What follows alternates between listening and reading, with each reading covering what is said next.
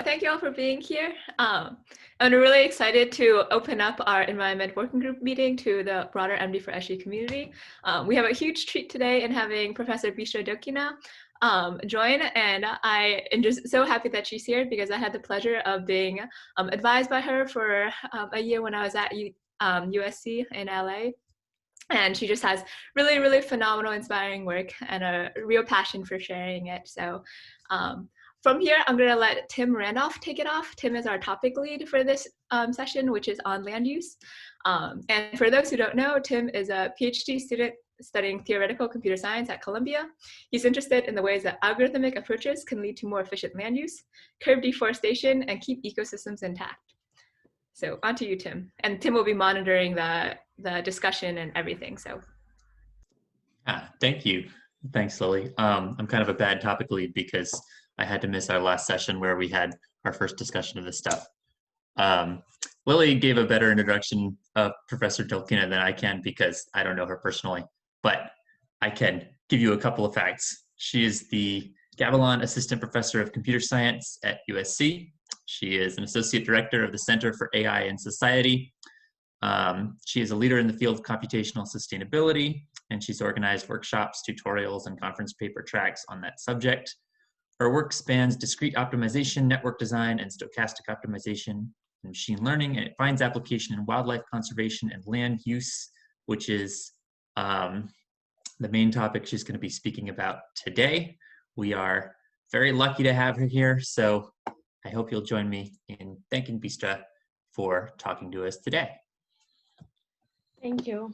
Thanks, Timothy. So so actually a little updates. This summer, lots of things happened to me. I got tenure, so now I'm an associate professor. And I'm also now officially a co-director for the center. So yay, promotions. Wow. Thanks a lot for the introduction, and I'm really happy to be here, and I'm really happy to see so many people interested in these topics.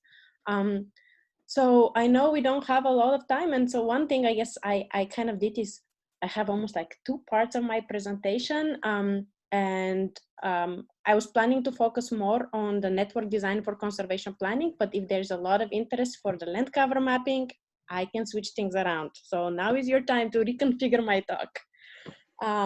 I can skip some of the stuff on the conservation planning and have some time to talk about the land cover mapping work if that's of interest to a lot of people here, or I can proceed with focusing only on the landscape connectivity part.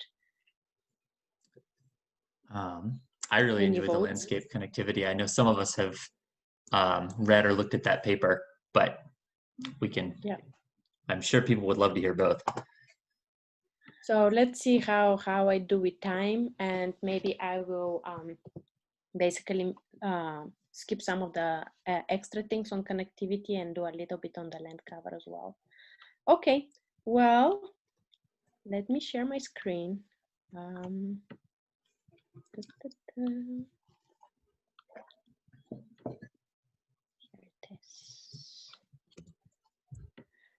So, yep, thank you everybody for having me. And so I want to share with you some of my work related to using artificial intelligence to inform conservation. And this has really become a big passion for me. I came into my PhD really with a lot of interest in developing combinatorial algorithms, constraint reasoning. I had done a lot of work during my undergrad on that, and was happy kind of focusing on strictly like improving algorithms for these NP-hard problems. And then midway through, or pretty early actually, my second year in my PhD, I kind of, had a 180 moment or 90 degrees moment where I really found my passion in terms of looking at the same problems, but in a concrete domain as opposed to in the abstract, and combine my love for nature and hiking and wildlife with my PhD research. And I really strongly encourage all my PhD students and all of you to really think about your work as a researcher, both in terms of the intellectual satisfaction and challenge, but also in terms of your passion for other things in your life that you might want to merge together with your academic work, because it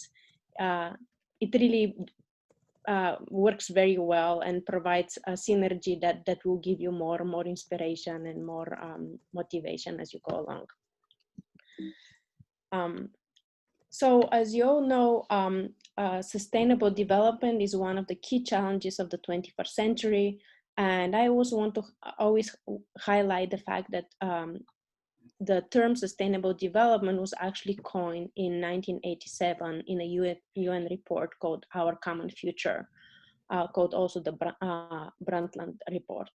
And really there for the first time, it was concretely articulated the need to really strive for development that meets the needs of the present without compromising the ability of future generations to meet their own needs. And obviously since then, we have really kind of expanded and refined our thinking of what this means, and in particular, articulate this in the context of concrete sustainable development goals.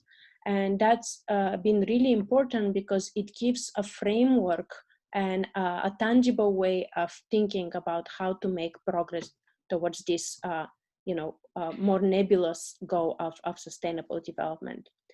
And so the sustainable development goals, as you know, cover many different aspects, and they really highlight the fact that sustainable development encompasses balancing environmental, economic, and societal needs. So you'll see here things like poverty and education, but also protecting our land and our seas, and worrying about climate change. And one thing that the sustainable development goals are also very important at is articulating targets and concrete indicators for us to track progress. And although that has been done, one big challenge in meeting these targets and measuring these indicators is how can we do this, right? How can we, on a large scale, in a lot of these domains which are really hard to grasp, where can we find the information that will let us understand where we are at these indicators and how we can make it better? And so that's where really I feel the field of computer science and data-driven research has really a lot to contribute in helping, because that's what we're good at: quantitative, data-driven studies and approaches. And so, in fact, that leads me to the fact that informed decisions and actions are really at the root of successful sustainability activities and policy making, and therefore we really need to strive at developing the methods that will help with informed decisions and actions. And but to make these decisions, we need to consider these complex processes, networks of interlinked components, and many sources of uncertainty. And so once you start really digging into what it means to proactively be able to make progress towards sustainable development, you start noticing that there's a lot of terms here that we as computer scientists use in our research and worry about: networks, uncertainty, complex processes, optimizations, policies, etc. And in fact, that's exactly true. Computing and technology has a lot of things that it can really bring towards realizing the process towards sustainable development, ranging from things like optimization, simulation, interactive computing, data management, machine learning, and so on. And so that vision about computer scientists playing an important role was actually the inspiration that formed the development of the new field of computational sustainability, which really is articulated as a new interdisciplinary field that aims to develop computational models, methods, and tools for sustainable development. And to a large extent, sustainable development has been at the forefront of a lot of discussions and a lot of research across different domains, from economists, ecologists, social scientists for decades now. And yet computer scientists for the longest time really had very little to say about this, and they were not actively participating in the discussions or in the solutions. And so really articulating the field of computational sustainability in a way was a call to arms for computer scientists and computational scientists, even in other domains, to take that to heart, to think of themselves as possible participants in this field and in sustainable development research. And so my advisor, Carla Gomez at Cornell, was actually the one that started and articulated this field when she was applying for the NSF Expeditions in Computing grant, which was really formed by the National Science Foundation as a way to challenge computer scientists to think about what is next, what is the big challenges that computer science can take on in the next 10, 20 years. And sustainable development is a worthy challenge. And so this really, for me, I guess this is what I was alluding to earlier in my second year of my PhD, when the computational sustainability expedition started, is what really kind of changed the course of my research, I think in a very positive way, where I switched from purely computational work, where I was thinking about algorithmic challenges, but was completely problem agnostic, and to actually thinking about specific domains that will have important societal and environmental impact. And in particular, obviously, this is a very broad topic. I was really interested in habitat and wildlife conservation, and so I started reading about ecology and what kind of decision-making and optimization problems they need to solve, and thinking about how the stuff that I'm good at can help there. And really that's kind of, again, the call to arms for all of you to also be kind of embracing that way of thinking about finding real world problems that matter to society and that matter to you, and find synergies with your strengths and the things that from a mathematical and computational perspective you're interested in. And one thing I want to highlight, and I'll speak about this later as well, is that this obviously comes at an investment, and some might call it cost. I don't want to call it cost. I want to call it an investment in learning about another domain very deeply and talking to collaborators that have very different language than your computer science colleague might have, and yet it's really worth it. At least it has been worth it for me in my career. So, as I said, out of the broad sustainable development, I really have focused much more on specifically on wildlife conservation, and this is related to the goal 15 from the SDGs. Protecting life on land. It's a key sustainability goal, and it's a very pressing goal. Somewhat outdated statistics, but by now show that 10 to 30% of mammal, birds, and amphibian species are threatened with extinction, and this is only getting worse with the continued pressures of urbanization and agriculture. And so, in order to protect species, one of our biggest instruments is conservation action. However, many of the conservation targets and priorities currently are set by considering only ecological benefits.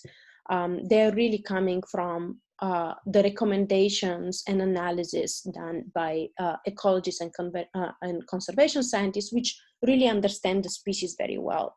However, one thing that was highlighted in the 2011 President's Councils of Advisors on Science and Technology report was the fact that currently there is really lack of systematic tools that will allow for biodiversity and ecosystem conservation programs to be able to prioritize their expenditures based on cost effectiveness, really incorporating not only the environmental benefits, but also explicitly incorporating the economic dimensions of this in order to create policies and investments that are cost effective while also maximize environmental benefit.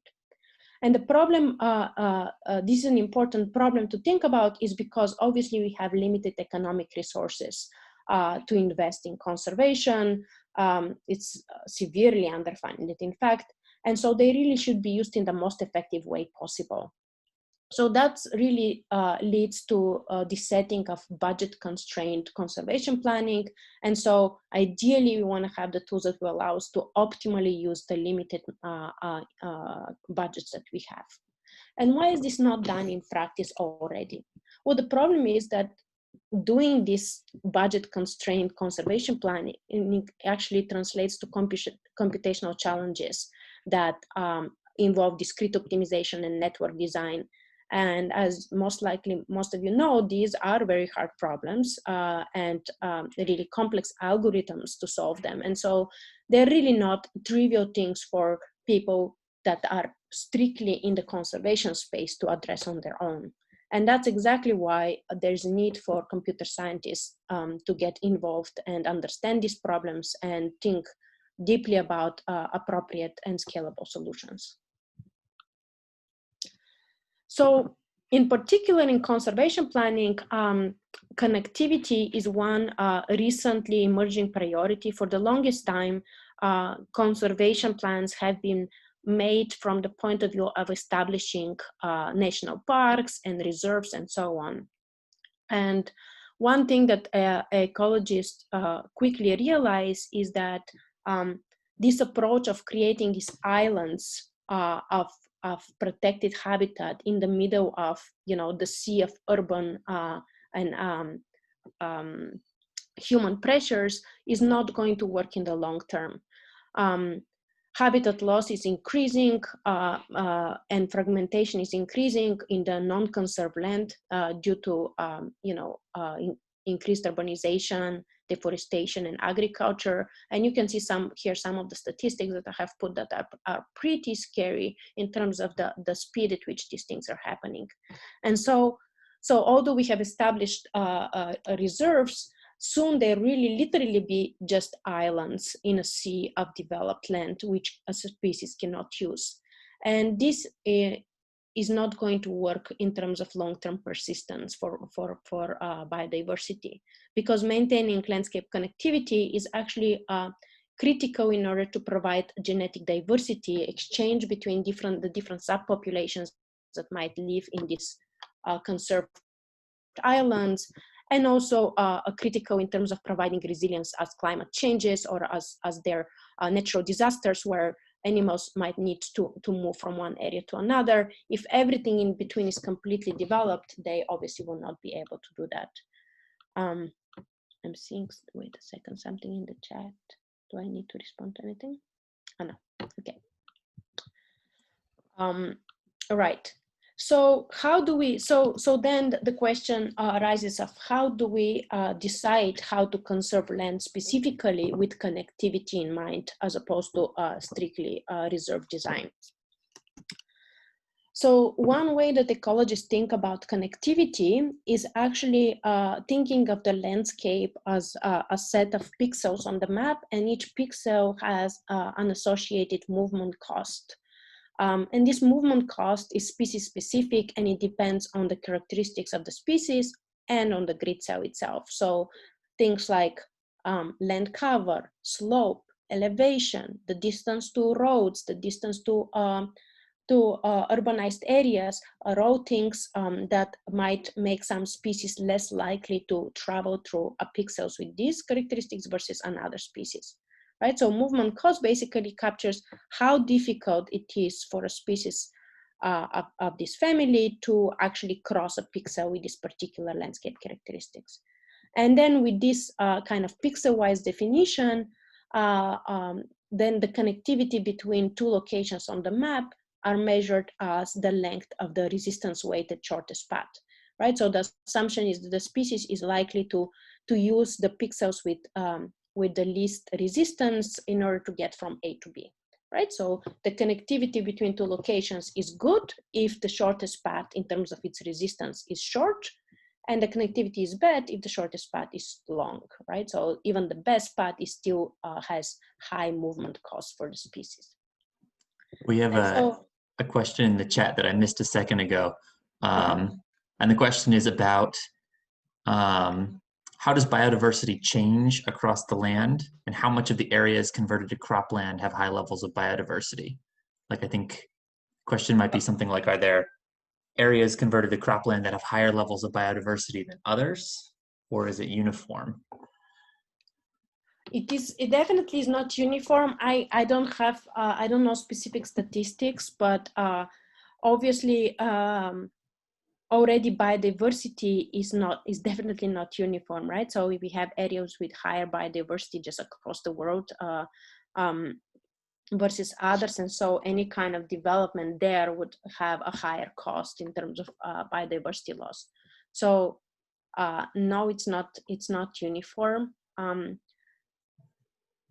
With a lot of these things, you also have to be mindful about what sustainable development stands for, which is not only environmental sustainability, it's about environment, society, and economy. So, you know, there has been a lot of discussions about the fact that you cannot just take the most biodiversity rich spots and say, well, we should really not have absolutely any agricultural development in these areas, because obviously there's communities that live there that still need food and sustenance. And so, yeah, so it's not uniform, but it's also,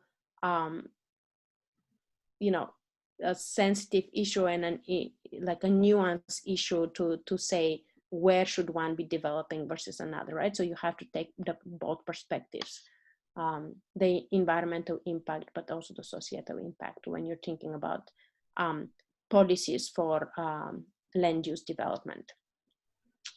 Thanks. And I forgot to say that question was from Daniel. Okay. So just to highlight about the lack of use of economic data, is almost all of the connectivity planning that goes on is based on this kind of corridor analysis, as the one that I'm showing here on the right of my slide, where sorry, there was this big study about in California with a connectivity project articulating essentially doing this movement cost analysis and then computing the shortest paths in resistance and highlighting these shortest path areas as potential corridors for conservation.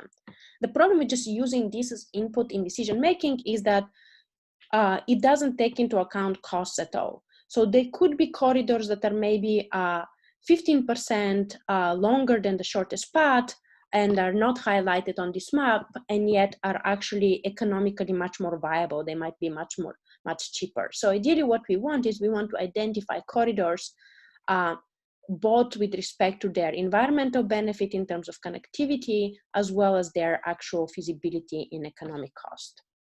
And that's exactly what I'll be addressing today. So we want to design these wildlife corridors that explicitly link core areas, so they protect pathways of pixels in order to allow animal movement. And so really the problem we want to solve is, given a landscape of cells and parcels and having a landscape resistance for each cell and a conservation cost for each cell and an overall budget, and pairs of core areas that we need to connect, we need to decide which set of parcels we're going to protect, such that our selection guarantees that there is one or more disjoint paths of protected cells connecting each pair of core areas, the total cost doesn't exceed our budget, and we minimize the resistance along the protected paths. So we are maximizing connectivity, right? And so, and here, one or more pods is, you can ask for only one, or if you want a more robust plan, you can ask the plan to contain, for example, 2 or 3 pads in order to have a more robust solution. And so when you frame it this way, it's already kind of in the language of optimization, right? And so this is clearly a problem that is in our purview. And it actually takes a while from talking to decision makers and what they want to do to actually distill it into this very nice formal form, like given and find. One thing I want to emphasize is, like, it's not like this problem was just brought to us in this form. It actually, the way to converge to understand that that's the problem we want to solve involved a lot of kind of discussions and whiteboard exercises and questions between us and ecologists. So, but once we reached this, it was clear as day that this is actually underlying a graph optimization problem, which we can then abstract and think about algorithmically. And so the computational model is really thinking about the raster as a graph where each pixel is a node and every 2 adjacent pixels are connected by edges, right? And then we can actually translate our previous formulation that was about rasters and landscapes into a problem on this graph with nodes and arcs, right? And so, in fact, it's the same problem, just restated on graphs, where we are given a graph with a G with vertices V and edges E, and we have these functions of node costs associated with each V and node delays, which capture the resistances. We have a set of terminals, which is a subset T of the nodes in the graph, which are really representing the core areas in our conservation problem. And the pairs of terminals we're going to worry about connecting, a budget and a connectivity requirement, right? So then our problem becomes selecting a subset of nodes in that graph, with forming the paths and minimizing the delays as before. So now that we have formulated as a graph problem, actually, this problem clearly falls in a broader family of graph optimization problems that computer science has worked on for many, many years, for decades, in fact, the family of Steiner network design problems, right? So obviously everybody learns about spanning trees, but also Steiner trees in our algorithm classes. So one would say, well, Steiner trees, we already have algorithms and models to solve that. Well, this is actually doesn't really precisely fall in any of the articulated variants of Steiner tree problems that were existing in the literature when we started this research, right? It has this component of having pairs of terminals and balancing between a budget constraint. So we are not minimizing costs, but we actually have a budget constraint while maximizing shortest paths. Was there a question? I heard somebody. Yeah, Bistra, I have a question, Yep. which is, where does the data set on like the costs, the conservation cost on land sales come from? I'm going to talk about that when I get the study. Costs? Yeah, so in fact, that was, you know, half of the hardness of this work was, you know, abstracting the problem, designing the algorithms, the models, making them scalable. And then the other half was, when we actually want to apply it to the real problem, where do we get the data, right? And that's also kind of lesson learned, and something that, you know, people that are entering this area should be willing to accommodate for. You know, compiling the data is not going to be as readily available as in some other domains where computer science has a lot of work, right? So for us, actually here, the cost was compiled based on tax assessor data of properties, where, you know, we had to actually find like GS portals for different states, process that, compile it down to pixels, clean it up because it was in a very bad state, and do a lot of kind of data engineering and data wrangling until we had this cost per pixel that we needed for our model.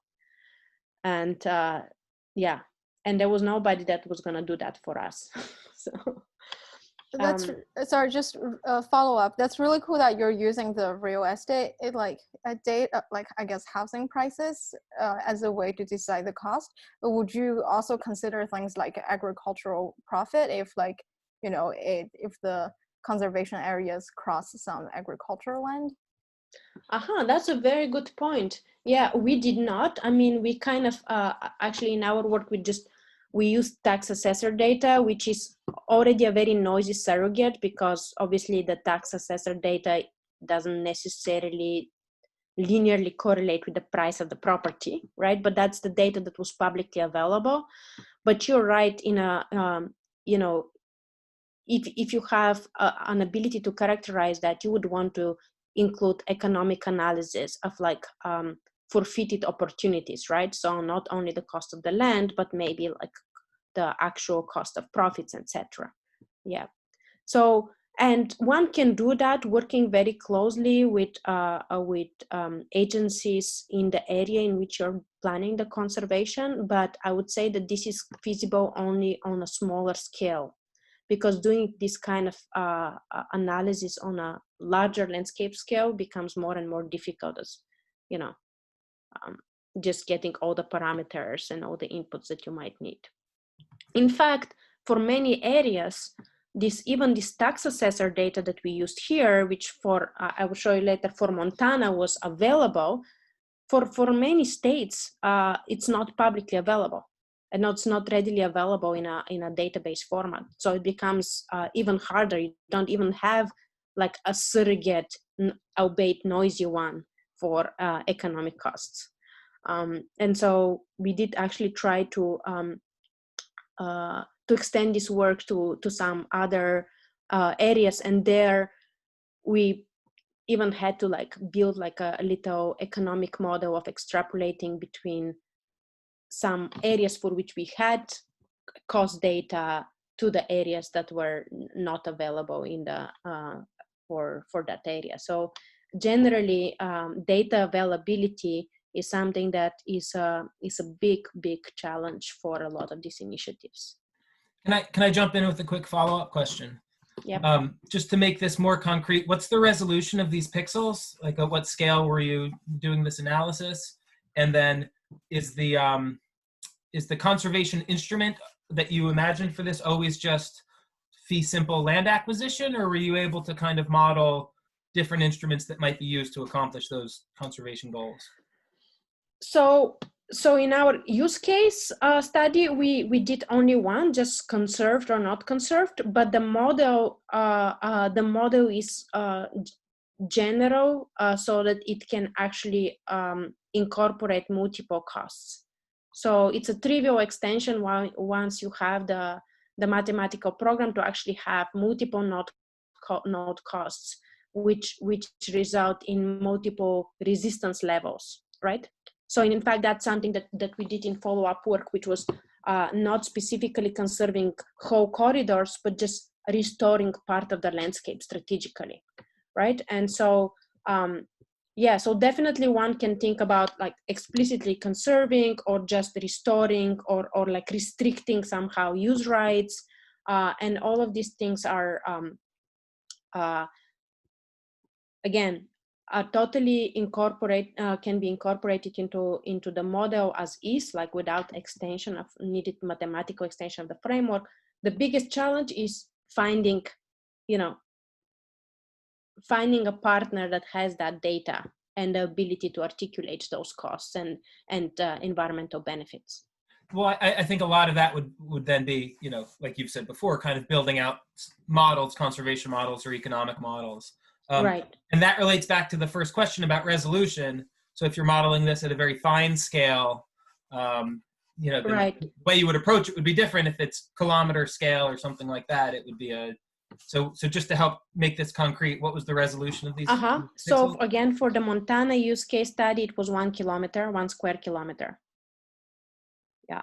because again, here we were looking at corridors that were like across the state, right?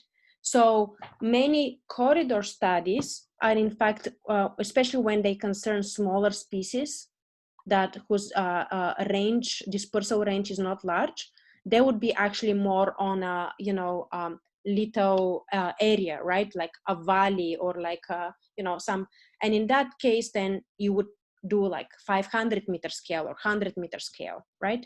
So from the point of view of the model, it's not really the coarseness of the pixels that matter, because every pixel becomes a node in the graph.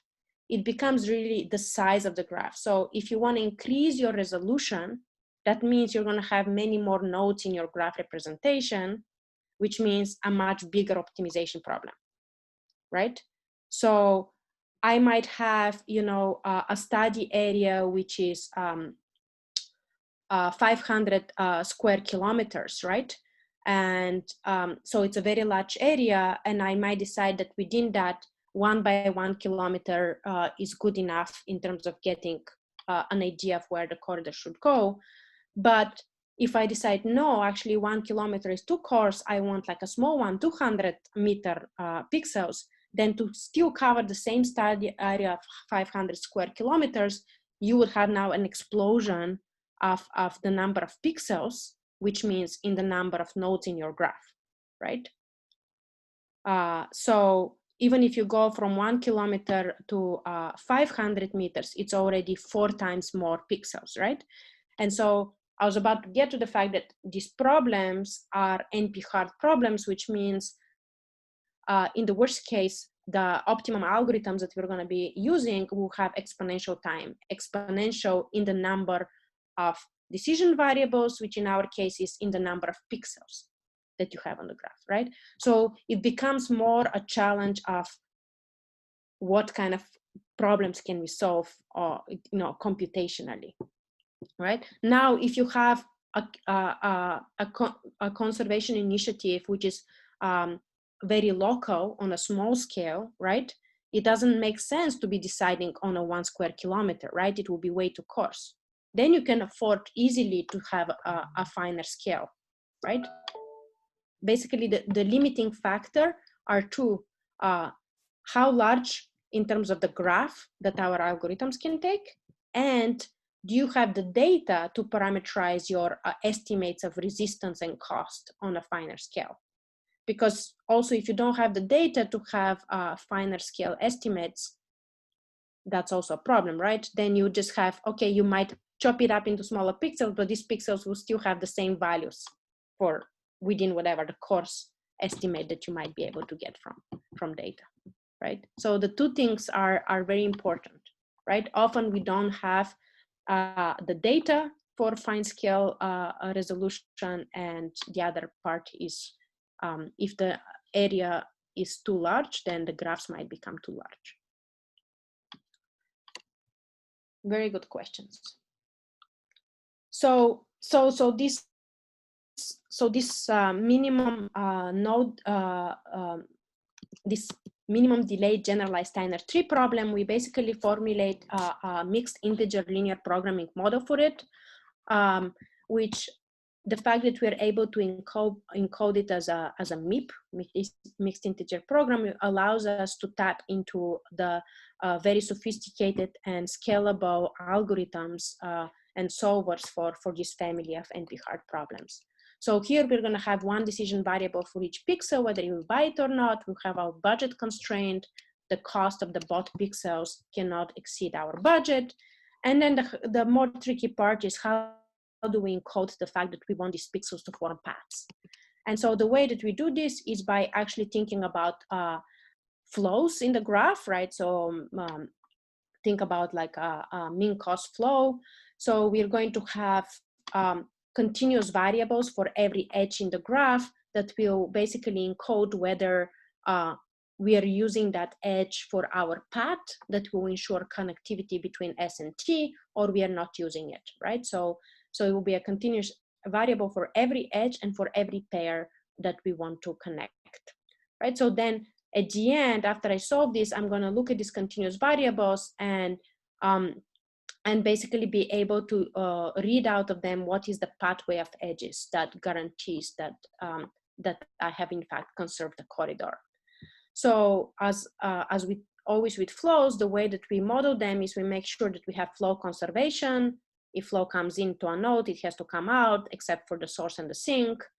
And then the important part is here is that we are only going to allow flow, and therefore we're only going to allow these variables to have a non-zero value on nodes that actually have been purchased. And that's what basically couples the path finding that the flow gives us with the actual discrete decision making, which is we only buy only some of the pixels, and these pathways we want to look at should only be among the purchased nodes.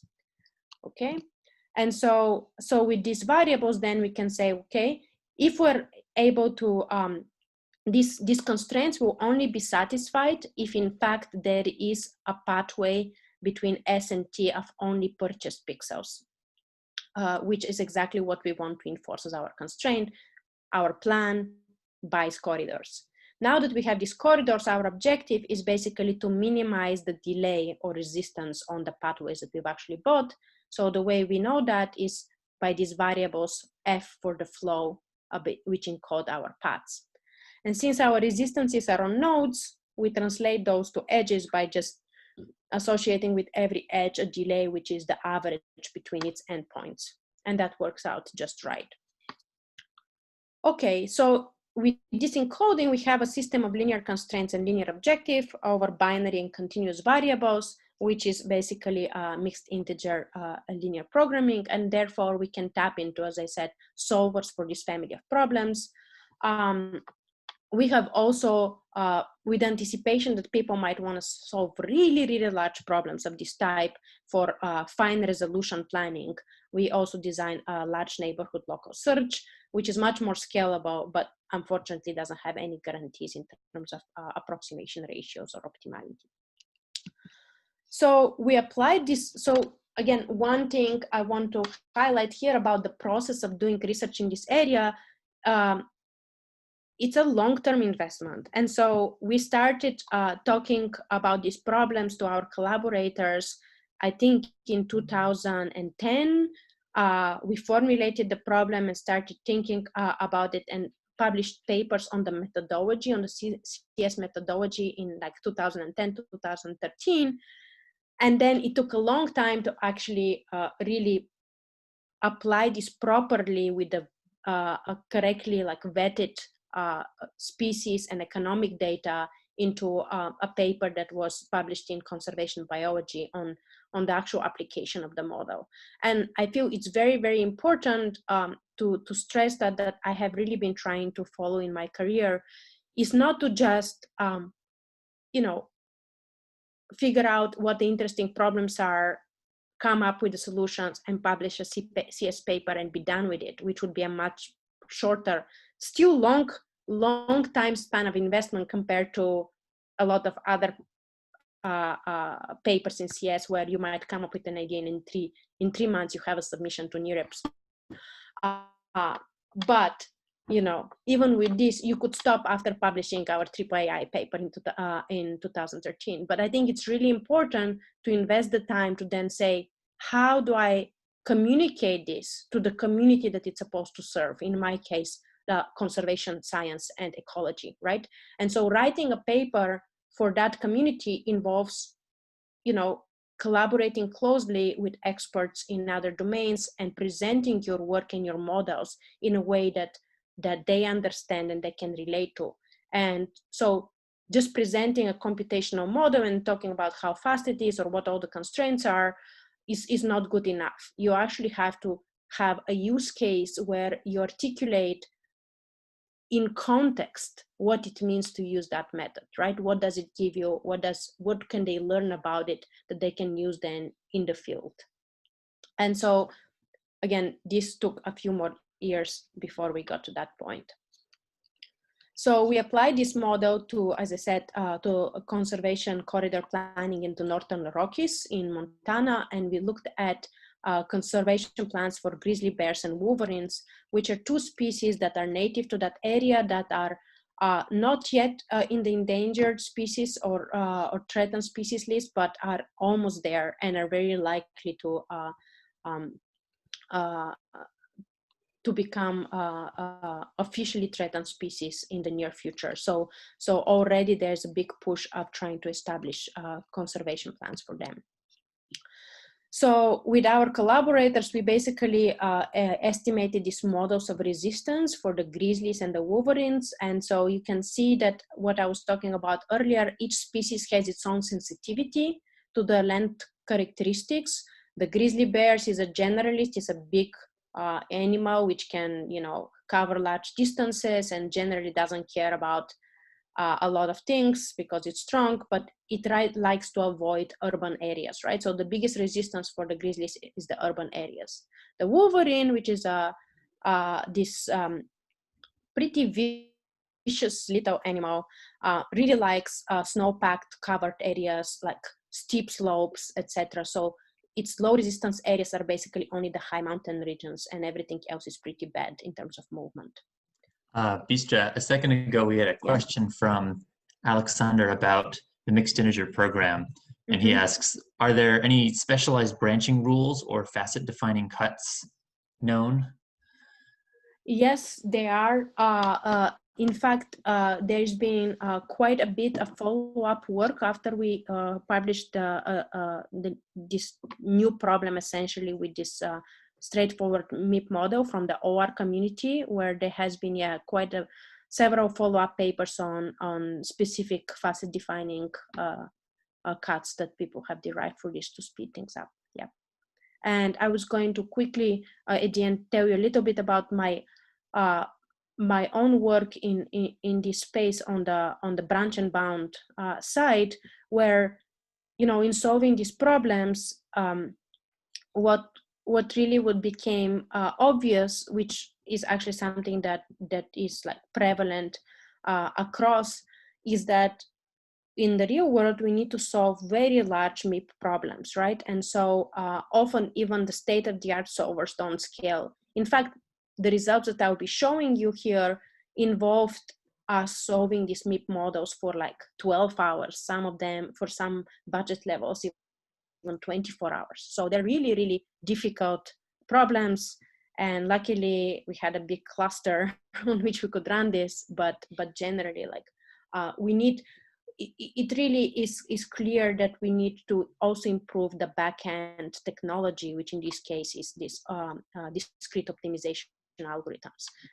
And so in fact, in my work, that became a whole technical trust where I'm looking at how can we use machine learning, in fact, to improve these operations research combinatorial algorithms. And we have shown great success. And that's kind of the theme of my work, merging, ecology with computer science, merging OR with AI, and really finding interesting synergies that by being, deeply invested in understanding the techniques of two different fields, you're able to find important transformative ways in which to combine them. And so that happens on this more meta level between ecology and computer science, but even within our computational world, just OR and AI, right? And again, part of my, I guess, umbrella advice here is to really keep an open mind and be curious, and not to strive to not be a jack of all trades, but to be a jack of few trades, at least, not only one trade, because this would really allow you to see to see connections that maybe others can't. So here is the earlier question about the budgets. So a lot of the early work on conservation planning that was published in OR and is basically more focused on the mathematical models and how hard they are, etc. And it's not done in strong collaboration with actual domain experts, so no real use case scenarios. involved basically creating this kind of synthetic grids with synthetic species, and usually just thinking about the cost of every pixel being one, like a unit cost. And that's really misleading, because in the world, there is a very big heterogeneity in economic costs and very big structures. You can see here, there's clusters of cheap area and expensive area. And therefore, it's very important when analyzing the impact or scalability of the algorithms, and definitely in terms of analyzing the actual recommendation of plans, to incorporate real world economic data, not just consider uniform costs. And that's one thing that we really felt very strongly about and put a lot of effort into getting this data set. And so, Bistra? yep. Sorry to interrupt, just to quickly remind that it's 1 p.m. ET, and we're happy to stay on. Time flies, so we're happy to stay on for more discussion and keep listening. But I know that some people may have to go elsewhere. Okay, so let me, I guess, just wrap up with the actual results of this study, and I'm happy to come back and talk about land cover mapping if you want me to. Yay. Or better yet, you should invite Caleb Robinson to come and give a talk to your group, who is really the one, my PhD student who graduated last May and now is at Microsoft AI for Good, and who's really been the driver behind this land cover mapping line of research. And so he'll be the best one to talk about it. So just to the final thing that really I want to make the point about, like how this developing these computational models, how important it is, because it really enables this systematic analysis of trade-offs between environmental and economic costs. And without these models where we can vary the budget and really rerun them and so on, we really won't have that ability, right? So decisions will be made heuristically or through a single analysis and so on. And so in this, we basically were able to show that if you only consider the ecological benefits, which is that connectivity analysis I show in the beginning, ignoring costs, yeah, you would get the best possible corridors with low resistances for both Grizzly and Wolverine, but the cost will be 32 million in tax assessor data. Like actually the real cost will be way bigger, but tax assessor data, 32 million. However, if you actually find the cheapest corridors, ignoring the resistance, right, you can actually find buy corridors that connect all the pairs of conserved areas that you care about for only 3 million. That's a 10-fold difference. Obviously, the ones that are just minimizing the cost are useless because they go through areas which the species will never want to go to. And so that's one thing you need to consider. Even if you buy it and conserve it, if the animal doesn't care about it, you know, there's no impact. So we really want to be in the middle. We want to be able to have low resistance that's useful so the species use it, but also we want to be able to make a plan that there's going to be the budget to do it, right? And with our model, we're essentially able to say, okay, what if I have 4 million? What's the best plan, the minimum resistance pass that I get? What if I have 4.5 million, right? And you can ask that question and resolve your mathematical program again and again. So, so here are the results with actually setting the budget to 4 million. Notice that that's only 1 million more than the cheapest one. So I have traveled from this very far away in terms of resistance point, more than halfway to the optimum in terms of conservation benefits. We're just increasing million over the shortest, the cheapest budget. So this is 32 million, this is 4 million, and yet they're not that different. And this is a curve because I'm also able in my model to study trade-offs between the weight that I give to grizzlies versus Wolverine. So I can systematically study trade-offs between the species as well as trade-offs between the total budget that I'll give and the economic benefits. And so then I can resolve my problem with 4.5 million or with 3.5 million. And one thing obviously you'll notice very soon is that you have diminishing returns. For the first 500,000, from 3 to 3.5, you move here. From 3.5 to 4, you move here. And then from 4 to 4.5, it's a smaller benefit. And to get all the way to here, we have to get to 32 million. So by doing this systematic analysis and resolving the problem, you're able to give the decision makers these numbers so that they can go back to their governors and argue for a specific budget, right? So here is how much more we can get if you give us that budget versus another budget. And they're also able to stay cost effective. They're able to figure out like, oh, the marginal benefits are really becoming too small. Maybe this extra budget should be given elsewhere, right? So maybe we're okay with just 4.5 million. And in fact, our collaborators at the US Forest Rocky Mountain Station did use our results in presentations to the Western Governor Association, which is basically the association of the 7 Western states in meetings where they were discussing conservation budgets. So, so I guess in the interest of time, I'm going to skip all of this. Other variants, basically we also had, okay, maybe not. We formulated other variants where we were only thinking about restoration, and this a slight modification of the model also works. But on the meta level, what I really wanted to stress, and you'll see that I had a lot of slides, but I was very slow, is that there's a lot of interesting challenges that addressing these conservation problems raises that are really in the purview again of computer science, that are super exciting from like a methodological perspective, and yet are very important from a practical environmental impact. So these are very large scale NP-hard network design problems, which raise important issues about improving scalability of our existing branch and bound algorithms. They have uncertainty. So finding new optimization methods that incorporate uncertainty in appropriate ways is important, both exogenous, like climate change and so on, but also endogenous uncertainty, as I'm making decisions to conserve something that is displacing, for example, deforestation or agricultural development to other areas nearby. Right, so that's kind of endogenous uncertainty, and dynamic stochastic sequential decision making, where most of these plans are not going to be like bam, I buy the whole area, right? They're going to be negotiated over time, so you need to actually think about how you're going to over the years slowly sequentially buy parts of your design, and how that might impact what it actually looks like at the end.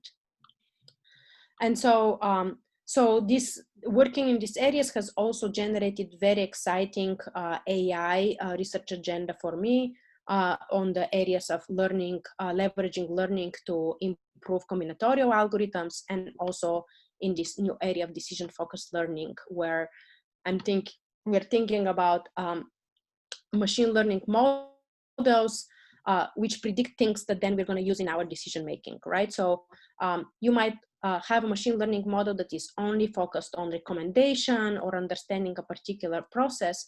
But in most cases, we have machine learning models that then feed right into resource allocation, right? So for example, I might have a machine learning model that predicts the resistance to movement for the species.